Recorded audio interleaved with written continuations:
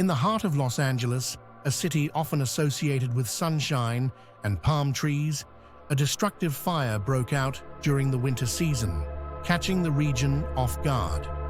Wildfires in Southern California are more commonly associated with the hot, dry summer months. But this fire in December was a stark reminder that Los Angeles is always vulnerable to natural disasters, no matter the time of year. As flames ravaged the city, they spread quickly, fueled by dry vegetation, high winds, and an urban environment increasingly susceptible to such catastrophes. The fire began in multiple locations across Los Angeles, one of the most populous cities in the United States, and soon spread with terrifying speed. Initial reports suggested that arson may have been a factor, as the fire seemed to appear suddenly and in several different places, suggesting the possibility of coordinated attacks.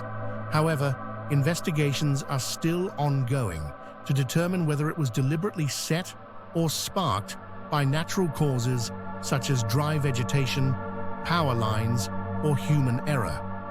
While fires in Southern California are not rare, their occurrence in winter is unusual. Winter fires are typically less frequent, as the cooler temperatures, combined with occasional rain, reduce the risk. Yet, in recent years, a series of conditions have made Los Angeles highly susceptible to wildfires in every season.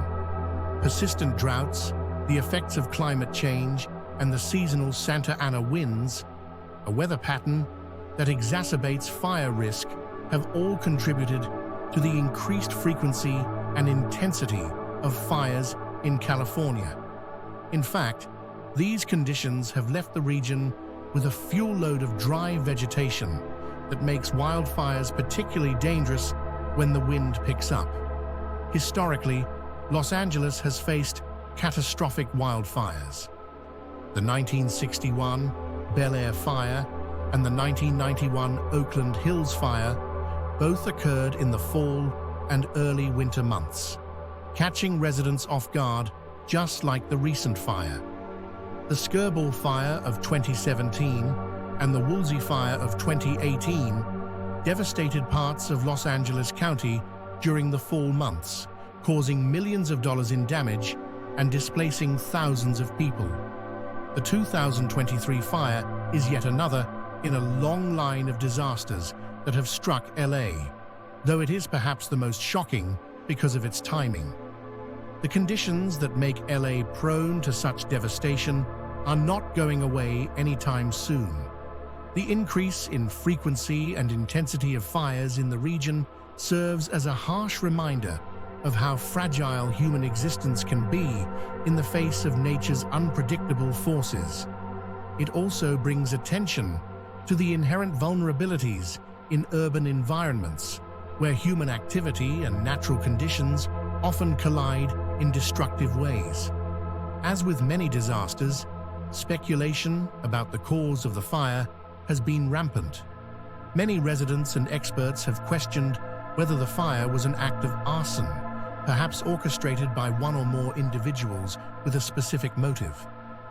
While law enforcement has yet to confirm this theory, some have speculated that a group or a lone individual, driven by political or personal reasons, may have deliberately set the fire to make a statement or to cause chaos. If this proves to be the case, it would underscore how vulnerable even the most populous and affluent areas of the world are to deliberate, malicious actions.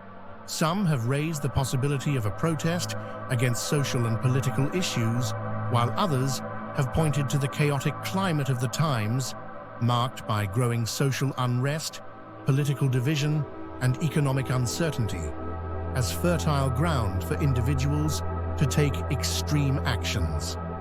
Though this theory remains speculative, it serves to highlight the broader sense of insecurity and frustration that many feel in an age marked by unpredictable political, economic, and environmental crises. Amid the tragedy, many of the victims of the LA fire were wealthy individuals whose multi-million-dollar homes were completely destroyed. These homes, often located in exclusive neighborhoods such as Beverly Hills and Bel Air, were once symbols of affluence and success. However, in the face of the fire, they were reduced to ashes. Take, for instance, the mansion of a prominent Hollywood producer, one of the most well-known figures in the entertainment industry. His property, worth millions, was completely engulfed by flames, leaving only the charred remains of what was once a luxurious home. This producer, along with countless other high-net-worth individuals, was forced to watch as their investments, both monetary and emotional, were wiped out in a matter of hours. For these residents, the financial impact of such a disaster is huge. While insurance policies in fire-prone areas usually cover basic damage, the growing cost of premiums and insurance companies' hesitance to cover properties in these regions means many wealthy people may not have enough coverage. This leaves them financially vulnerable, especially when it comes to rebuilding costs. Even with their wealth, it can still be tough for them to fully recover from such a big loss. Interestingly, the fire in Los Angeles was something that British psychic Craig Hamilton Parker had predicted. In a video, he described seeing a major fire in the area, one that would have a significant impact on the people living there. Hamilton Parker has a history of making accurate predictions, and this fire was just one example. He explained that many of his clients, who were based in LA, had been affected by the fire, some of them even losing everything. The fact that he was able to predict the fire in such detail shows the power and accuracy of his visions. What's even more fascinating is the fact that many of his clients were part of the ultra-wealthy elite, who often seek out psychics for guidance on the future. This isn't surprising, given that the rich have more to lose and are more likely to want to understand what's coming next. They see the future as something uncertain and threatening, and they want to be prepared. Hamilton Parker didn't just predict the fire. His vision also extended to a broader sense of upheaval in the entertainment industry and the city of Los Angeles as a whole. He spoke of Hollywood undergoing a significant transformation, driven in part by the fire. In his view, the destruction of these iconic properties would be a turning point, forcing the powerful figures of LA to reevaluate their positions and the energy they've collectively created. His prediction paints a picture of both sorrow and hope, a cycle of destruction leading to a new movement emerging from the ashes. The recent fire that ravaged parts of Los Angeles serves as another reminder of the growing risk the ultra-wealthy face, even in their luxurious homes. While many of LA's richest residents lost their multi-million-dollar mansions in the flames, the aftermath has revealed how unprepared some of them were for such disasters. Insurance coverage may not be enough to rebuild their homes, and the whole event has brought home the reality that wealth doesn't guarantee safety. The fire shows how quickly the world can turn upside down, even for those who seem untouchable. The fact that many of Hamilton Parker's clients are based in Los Angeles adds another layer of intrigue. Wealthy individuals, it seems, have long been drawn to psychics and mediums in an effort to gain insight into their future, especially when they have so much to lose. This isn't a new phenomenon. Throughout history, the rich have sought prophetic guidance in times of uncertainty. In fact, Douglas Rushkoff, a journalist and author of Team Human, explored this dynamic in his book, recounting an experience where he was invited to a secretive gathering in the desert. In his book, Team Human, journalist and author Douglas Rushkoff shared a strange and unsettling experience that changed the way he saw the world's richest people. A few years ago, Rushkoff received an unexpected invitation to a secret gathering in the desert. This wasn't a fun social event, but rather a private meeting of some of the wealthiest people in the world. These were billionaires, business owners, tech moguls, and investors, people who had everything anyone could ever want. The gathering took place far from the public eye, in a quiet location where no one could interrupt their discussions. When Rushkoff arrived, he quickly noticed that this was no typical gathering. The atmosphere was different, calm, serious, and almost eerie. It wasn't about networking or parties. These billionaires weren't interested in making money or expanding their empires. They had a much darker concern: survival. As the evening went on, it became clear to Rushkoff that these billionaires weren't thinking about how to make the world a better place. Instead, they were obsessed with one thing: how to survive when society collapses. They wanted to know how to protect themselves and their families if things went wrong on a global scale. They asked Rushkoff and the other experts in the room for answers to questions like, what will the future look like? What can we do to prepare for disaster? David Rushkoff was shocked by the fear and worry these people had. They weren't just worried about a recession or a political crisis. They were concerned about a complete breakdown of society. The kind of world where the systems we rely on, money, food, law, no longer work. This gathering wasn't an isolated event. More and more of the world's richest people have started to fear that society is heading for disaster. With political tensions rising, climate change becoming more extreme, and economic systems showing cracks, the super-rich are beginning to prepare for something much bigger than a typical crisis.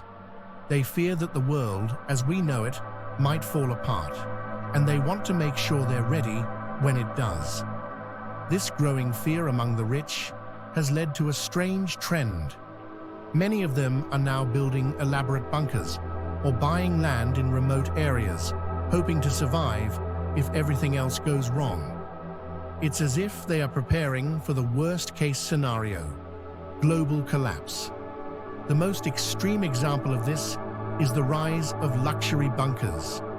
Over the last few years, many billionaires have invested in private underground shelters designed to survive everything from nuclear war to economic collapse.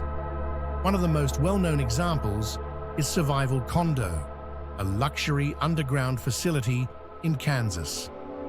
This bunker has everything you could imagine to make life comfortable: a pool, a spa, and even a movie theater. But it's not just about comfort. The real goal is to survive any disaster that might strike the outside world. But it's not just in the United States where billionaires are thinking ahead. Many have also been buying land in New Zealand, drawn to its remote location, stable government, and low population. Peter Thiel, the co-founder of PayPal, is one of the most famous billionaires to have bought property there. New Zealand's isolation makes it an ideal place to escape in case the world faces major unrest. What makes this billionaire obsession with survival even more interesting is that some of the ideas behind it match up with what certain prophets have said about the future. Baba Vanga, a well-known mystic from Bulgaria, predicted that there would be a safe haven in the southern hemisphere, a place that would be shielded from the chaos affecting the rest of the world. She described it as an island nation, isolated from the disasters happening elsewhere. Looking at a map, New Zealand fits this description perfectly. It's far away from the major political and economic powers of the Northern Hemisphere, and its location makes it a natural refuge for those seeking protection from global chaos. So why are the ultra-rich so worried about the future? The answer lies in the fact that they are more connected and more aware of the world's problems than most people. They have access to information that the rest of us don't, and they can see how fragile things are. They know that their wealth doesn't make them immune to the risks that could threaten society.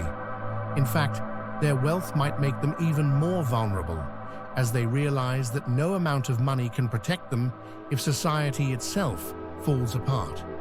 Their fear is not just about surviving an economic crash or a natural disaster.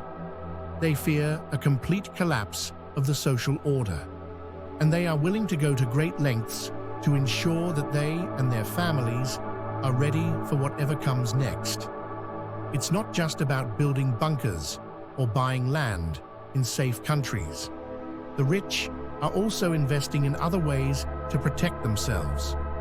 For example, some of them have started consulting psychics and mediums to get a better idea of what the future holds. This may seem strange to some, but it's a reflection of the growing anxiety among the ultra-wealthy.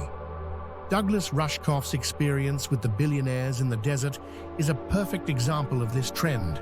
The rich aren't just waiting around to see what happens, they're actively trying to prepare for every possible outcome, even if it means looking to the spiritual realm for answers.